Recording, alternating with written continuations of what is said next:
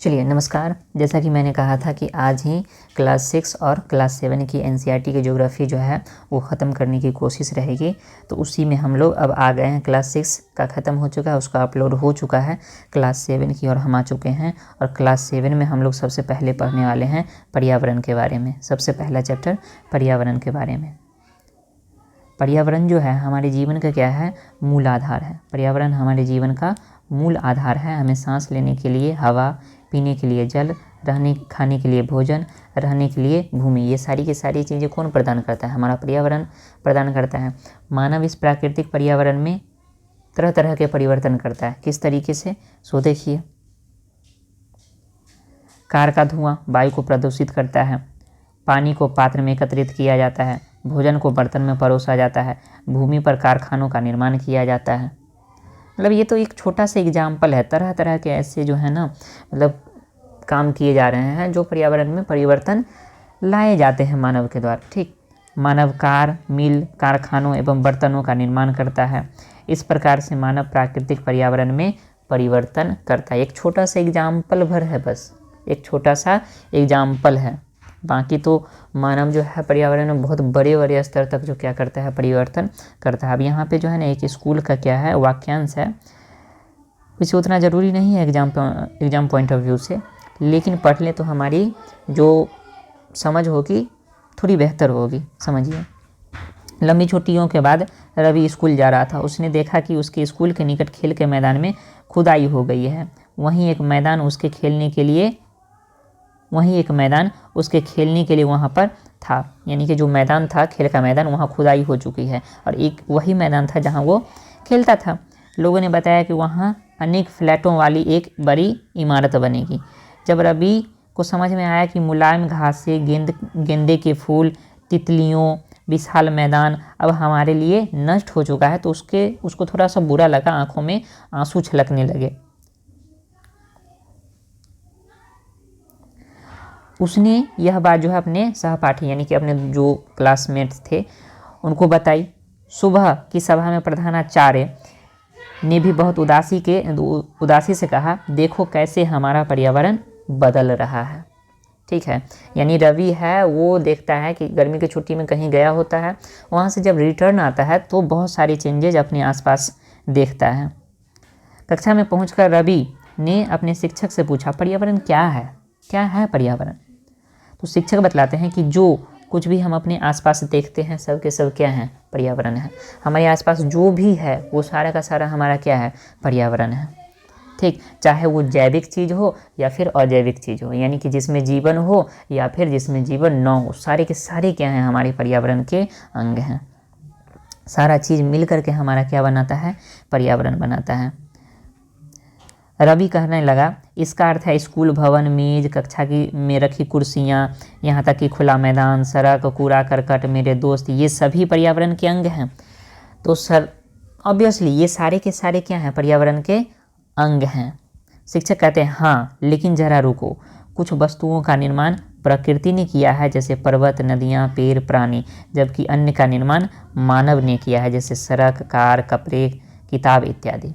ठीक है, तो जो प्रकृति के द्वारा बनाया गया है, प्रकृति के द्वारा निर्माण किया गया है, वो कौन सा अंग कहलाएंगे, प्राकृतिक अंग कहलाएंगे, प्राकृतिक घटक कहलाएंगे। ठीक है, और जो मानवों के द्वारा जो बनाया गया है, निर्माण किया गया है, वो क्या, कौन सा घटक कहलाएंगे, मानव निर्मित घटक कहलाएंगे। अब दो छात्र मिलकर कार्य कीजिए। अब वही कार्य करना है, अपने निकट बैठे सहपाठी के साथ मिलकर प्रकृति एवं मानव द्वारा निर्मित वस्तुओं की सूची बनाइए। ये ऐसा कुछ करने को क्लास में कहा जा रहा है, उतना ज़्यादा इम्पोर्टेंट है नहीं। रवि, परमजीत, जेस्सी, मुस्तफ़ा, आशा सभी यह सूची बनाने के लिए उत्सुक थे। इकबाल ने पूछा, हमारा पर्यावरण क्यों बदल रहा है? ठीक, शिक्षक ने उत्तर दिया, ऐसा हमारी ज़रूरतों के कारण हो रहा है। हमारी ज़रूरतें दिन प्रतिदिन क्या हो रही है, बढ़ती रहती हैं, और हमारी ज़रूरतें ही कहीं न कहीं पर्यावरण में परिवर्तन का क्या है, कारण है। अब देखिए पर्यावरण के क्या हैं, घटक। ठीक, पर्यावरण के घटक, पर्यावरण की उत्पत्ति किस सब से हुई है ये भी हम देखने वाले हैं। ठीक है ना, कि एनवायरनमेंट से हुई है, ठीक, जिसका मतलब क्या होता है, पड़ोसी होता है, उसको हम आगे देखेंगे। तो पर्यावरण के घटक, ये हमारा पर्यावरण है। अब देखिए प्राकृतिक घटक, जो भी प्रकृति के द्वारा बनाया गया है, स्थलमंडल, वायुमंडल, जलमंडल, ये सजीव जीव मंडल, ठीक है, यानी कि जीव मंडल, ठीक, ये सारे के सारे क्या हैं, प्राकृतिक घटक हैं। मानव निर्मित जो भी हैं वो क्या आ गए, इमारतें, पार्क आ गया, पुल आ गया, सड़क आ गया, उद्योग आ गया, स्मारक आ गया, ये सारे के सारे क्या हैं, मानव निर्मित घटक हैं। अब मानवीय घटक में क्या क्या आ गए, तो मानवीय घटक में एक अकेला व्यक्ति, परिवार, समुदाय, धर्म, शैक्षिक जो है शिक्षा, आर्थिक गतिविधि जो है सो, राजनीतिक स्थिति, ये सारे के सारे क्या हैं, मानवीय घटक हैं। तो ये सारी की सारी चीज़ें क्या हैं, पर्यावरण के अंग हैं, पर्यावरण के घटक हैं। ठीक, क्या है, हम प्राकृतिक वातावरण में परिवर्तन करते हैं और कभी कभी उसे नष्ट भी कर देते हैं। ठीक, कहा जा रहा है क्या कि कभी कभी हम लोग प्राकृतिक वातावरण में परिवर्तन करते हैं और कभी कभी उसको क्या कर देते हैं, नष्ट भी कर देते हैं। ठीक, अब पर्यावरण शब्द की उत्पत्ति कहाँ से हुई है, सबसे पहले उसको देख लेते हैं, फिर आगे बढ़ेंगे। पर्यावरण यानी कि एनवायरमेंट शब्द की उत्पत्ति जो है फ्रेंच शब्द एनवायरोनियर से हुई है। ठीक है, जिसका अर्थ क्या होता है, पड़ोसी। तो याद रखिएगा यहाँ पे क्या, फ्रेंच शब्द याद रखिएगा, एनवायरोनियर। ठीक है, इससे एनवायरमेंट की उत्पत्ति हुई है और इसी का हिंदी रूपांतरण क्या है, पर्यावरण है। ठीक, अब जो पर्यावरण जो है, अभी तक हम लोग क्या समझे कि पर्यावरण जो है दो तरह के घटक से मिलकर के बनता है, एक जीवित घटक और एक अजीवित, यानी कि जैविक घटक और अजैविक घटक से मिलकर के बना है। जितने भी सजीव हैं वो सारे के सारे क्या हैं, जैविक घटक हैं। जितने भी निर्जीव हैं वो सारे के सारे क्या हैं, अजैविक घटक हैं। आगे देख लेते हैं। वार्तालाप को आप समझ गए होंगे कि किसी भी जीवित प्राणी के चारों ओर पाए जाने वाले लोग, स्थान, वस्तुएं एवं प्रकृति क्या है, पर्यावरण है। ठीक, किसी भी जीवित प्राणी के चारों ओर पाए जाने वाले लोग, स्थान, वस्तु, प्रकृति को क्या कहते हैं, पर्यावरण कहते हैं। उसके बाद यह प्राकृतिक एवं मानव निर्मित परिघटनाओं का क्या है, मिश्रण है। प्राकृतिक और मानव निर्मित दोनों घटनाओं का क्या है, मिश्रण है।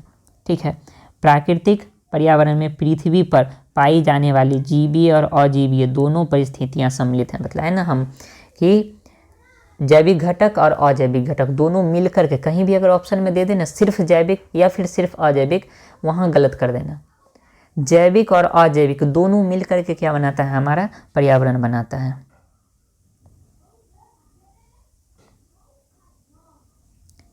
जबकि मानवीय पर्यावरण में मानव की परस्पर क्रियाएं, उनकी गतिविधियां, उनके द्वारा बनाई गई रचनाएं सम्मिलित हैं।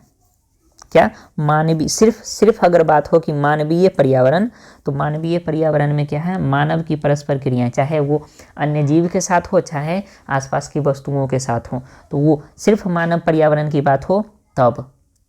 ठीक, आइए प्राकृतिक पर्यावरण समझते हैं। प्राकृतिक पर्यावरण भूमि, जल, वायु, पेड़ पौधे, जीव जंतु मिलकर के प्राकृतिक पर्यावरण बनाते हैं। ठीक, स्थल मंडल, जल मंडल, वायुमंडल, जैव मंडल, इससे तो आप पिछले क्लास में परिचित हो ही गए हैं। अब क्या है, इसके संबंध में कुछ अन्य तथ्यों की जानकारी हम लोग प्राप्त करेंगे। पृथ्वी की ठोस परपटी या कठोर ऊपरी परत को स्थल मंडल कहा जाता है। ठीक है, पृथ्वी की ठोस परपटी या कठोर ऊपरी परत को क्या कहा जाता है, स्थल मंडल कहा जाता है, लिथोस्फीयर कहा जाता है। क्लियर, यह चट्टानों एवं खनिजों से बना होता है एवं मिट्टी की पतली परत से ढका होता है। यह बना किससे होता है, चट्टानों से और खनिजों से, साथ ही साथ मिट्टी की पतली परत से क्या होता है, ढका होता है। यह पहाड़, पठार, मैदान, घाटी जैसे विभिन्न स्थलाकृतियों वाला विषम धरातल है। ठीक है, यानी कि उच्चावच ऐसा नहीं है कि समतल रहेगा। ठीक है, अलग अलग तरह के उच्चावच यहाँ पाए जाएंगे। कहीं पहाड़ मिलेगा, कहीं पठार मिलेगा, कहीं मैदान मिलेगा, कहीं घाटी मिलेगी। ये सारी चीज़ें हम लोग पिछले क्लास में देख चुके हैं। ये स्थलाकृतियाँ महाद्वीपों के अलावे महासागरों के सतह पर भी पाई जाती है। तो ऐसा है नहीं कि सिर्फ जो है ये सारे के सारे स्थलाकृति जो है सिर्फ जो स्थल हैं हमारे वहीं पाए जाएंगे। महाद्वीपों पे ही सिर्फ ये सारे के सारे स्थलाकृति नहीं पाए जाएंगे, समुद्र में भी पठारी भाग होता है, समुद्र में भी पर्वतीय भाग होता है। आई ना बात समझ में? ठीक। स्थलमंडल वह क्षेत्र है जो हमें वन, कृषि, मानव बस्तियों के लिए भूमि, पशुओं को चरने के लिए घास स्थान प्रदान करता है। यह खनिज संपदा का भी एक क्या है? स्रोत है। ठीक। अब देखिए, जैसे कि पिछले क्लास में हम लोग समझे थे ना कि इधर वायुमंडल है, इधर जलमंडल है, इधर स्थल मंडल है, और तीनों जहाँ पर मिल जा रहा है वो क्या है? हमारा जीव मंडल है। ठीक है, इस पिक्चर से बस यही समझाने की कोशिश की गई है। आगे आ जाइए। जलमंडल का क्षेत्र, जल के क्षेत्र को क्या कहते हैं? जलमंडल कहते हैं।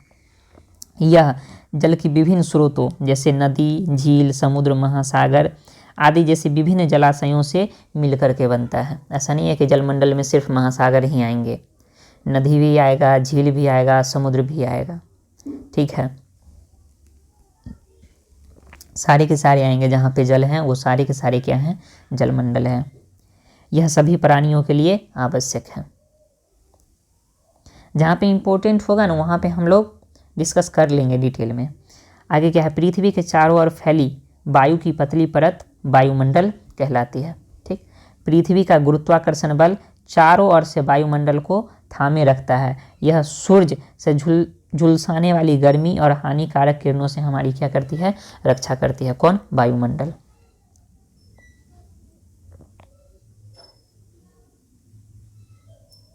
अब इधर कुछ उतना इम्पोर्टेंट है नहीं, चलिए आगे बढ़ते हैं।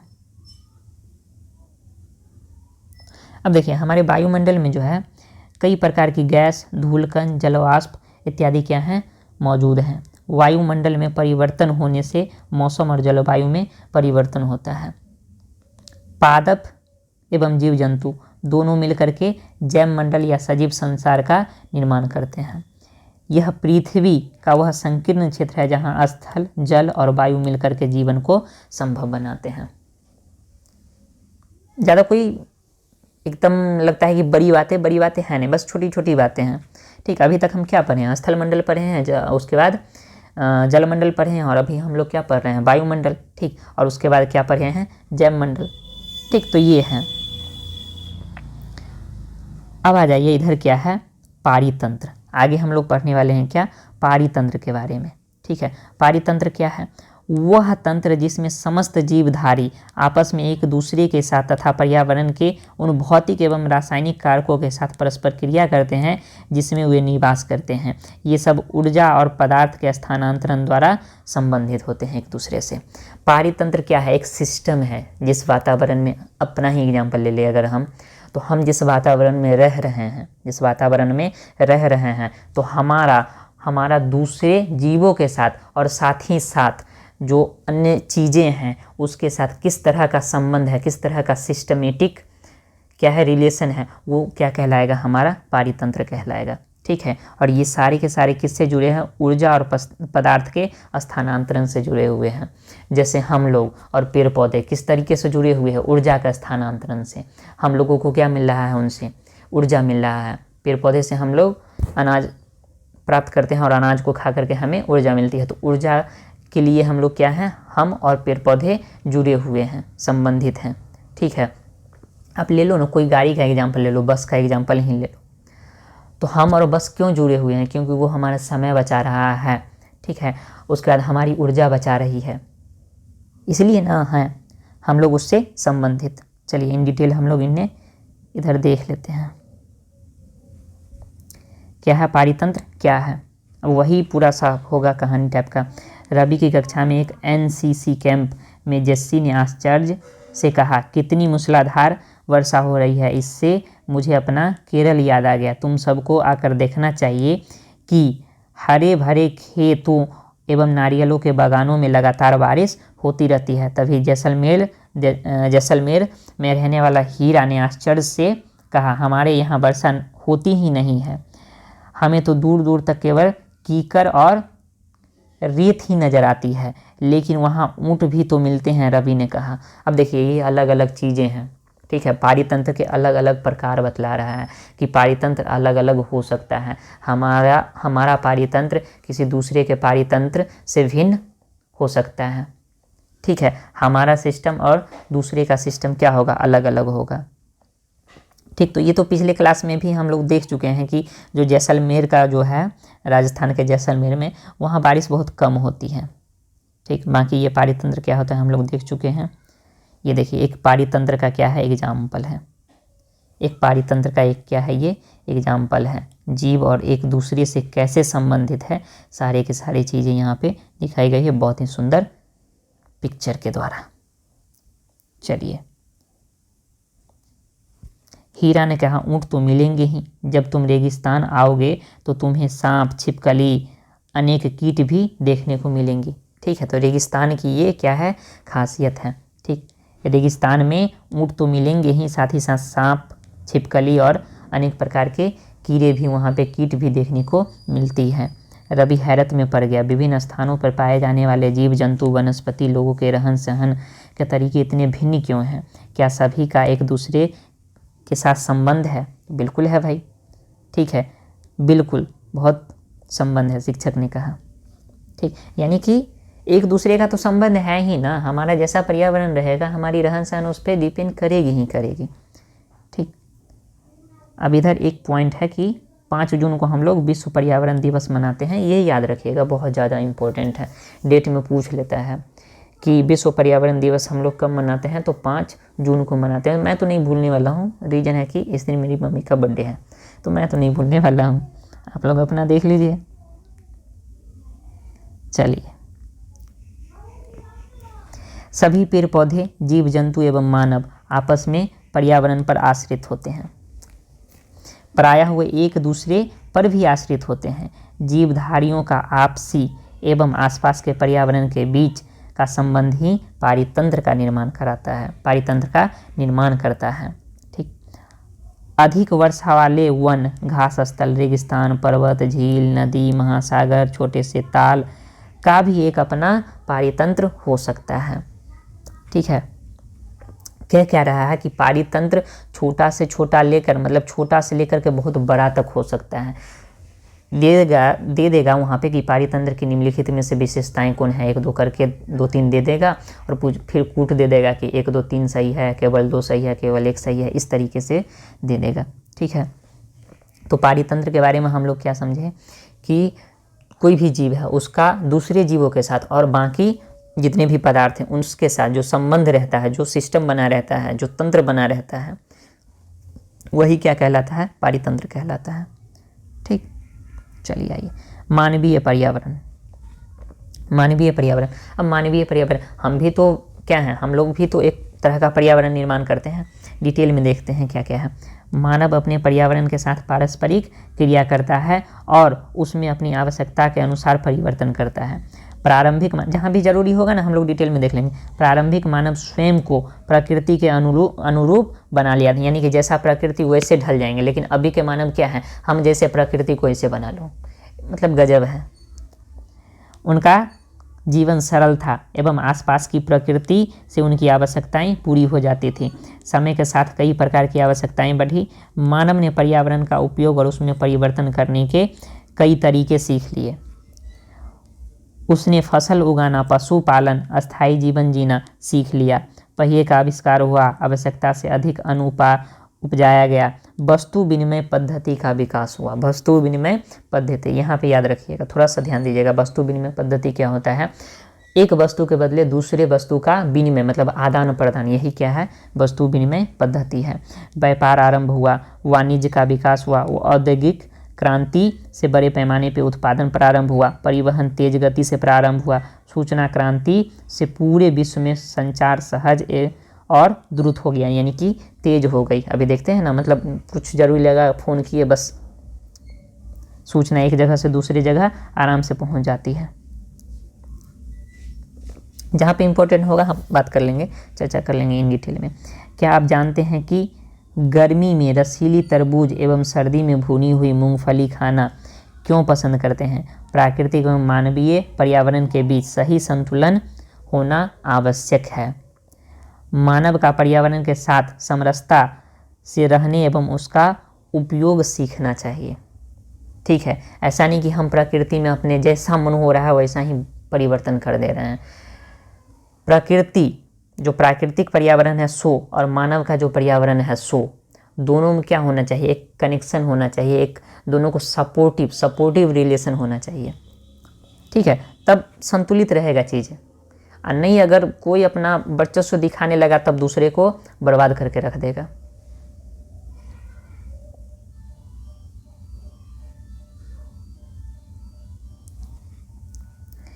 रवि की कक्षा में मिजोरम की एक लड़की है नूरी।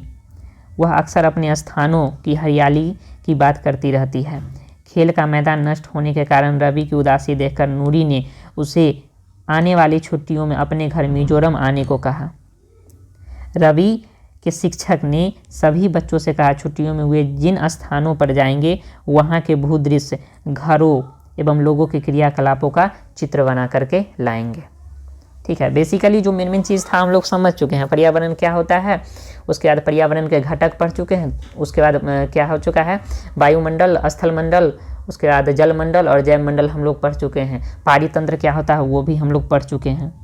ठीक, तो ये सारी चीज़ें थी, बाकी कोई ख़ास चीज़ें इसमें नहीं थी, लेकिन हाँ कुछ इम्पोर्टेंट चीज़ें थी। पारितंत्र क्या है? पारितंत्र क्या है? तो जीव का, एक जीव का दूसरे जीव से और आसपास की वस्तुओं से जो एक सिस्टम बना हुआ है, जो एक रिलेशन बना हुआ है, वही क्या कहलाता है? वही तंत्र क्या कहलाता है? पारितंत्र कहलाता है। पर्यावरण से आप लोग क्या समझते हैं? ठीक, तो प्राकृतिक, वही प्रकृति के द्वारा जो पर्यावरण जो प्रकृति के द्वारा निर्माण किया गया है वो क्या है? प्राकृतिक पर्यावरण है। पर्यावरण के प्रमुख घटक कौन कौन से हैं? जैविक घटक और अजैविक घटक के आप सारे के सारे आप नाम बतला देना। ठीक, जैविक घटक के कुछ उदाहरण दे देना, उसके बाद अजैविक घटक के कुछ उदाहरण दे देना। ठीक, मानव निर्मित पर्यावरण के 4 उदाहरण दीजिए। तो जो भी हम लोगों ने पढ़ा है उसमें से 4 उदाहरण दे देना है, बस बात खत्म। मानव निर्मित में वही जो सब आ जाएंगे, मानव के द्वारा जो निर्मित किया गया है, इमारत हो गया, सड़क हो गया, उद्योग हो गया, ये सारी की सारी चीज़ें। ठीक, दे देना है। स्थल मंडल क्या है? तो पृथ्वी की जो परत है, सबसे ऊपरी परत, ऊपरी कठोर परत जो है वो क्या है? स्थल मंडल है, जिस पे हम लोग रहते हैं। जीवीय पर्यावरण के 2 प्रमुख घटक क्या हैं? जीवीय पर्यावरण के कह रहा है जैव मंडल के, यानी जो जैविक घटक हैं उसके 2 घटक बतलाने के लिए कह रहा है। तो हम मानव को ले लीजिए, कुछ जानवर ले लीजिए, कुछ पेड़ पौधे ले लीजिए, सारे के सारे क्या हैं? जो सजीव हैं वो क्या हैं? जीवीय पर्यावरण के घटक हैं। बस सिंपल है। जैव मंडल क्या है? तो जहाँ पे पिछले क्लास में भी हम लोग बात कर चुके हैं कि जहाँ पे जो है ये 3 मंडल जो हैं, जलमंडल, स्थल मंडल और वायुमंडल मिलकर के सजीवों के रहने के लिए अनुकूल परिस्थिति प्रदान करता है, वो जैव मंडल है। आगे देख लीजिए, इसमें से कौन सा एक प्राकृतिक पारितंत्र है? ठीक, तो देख लीजिए क्या है? मरुस्थल नहीं है। इनमें से कौन सा प्राकृतिक पारितंत्र नहीं है? तो देखिए, मरुस्थल ये तो प्राकृतिक है, वन ये भी प्राकृतिक है, लेकिन जो ये ताल है ये प्राकृतिक नहीं है, ये मानव के द्वारा बनाया जाता है। ठीक है, आ जाइए आगे। इनमें से कौन सा मानवीय पर्यावरण के घटक नहीं है? मानवीय पर्यावरण के कह रहा है। स्थल है, धर्म है और समुदाय। धर्म और समुदाय दोनों के दोनों क्या है? मानवीय पर्यावरण के घटक हैं, स्थल नहीं है। ठीक, चलिए आगे क्या है? इनमें से कौन सा मानव निर्मित पर्यावरण है? तो सड़क हमारा क्या है? मानव निर्मित पर्यावरण है। चलिए आगे बढ़ें। घ नंबर, इनमें से कौन सा पर्यावरण के लिए खतरा है? पादप वृद्धि? बिल्कुल नहीं, पादप वृद्धि तो बहुत अच्छी बात है। फसल वृद्धि पर्यावरण के लिए खतरा है। जनसंख्या वृद्धि? बिल्कुल।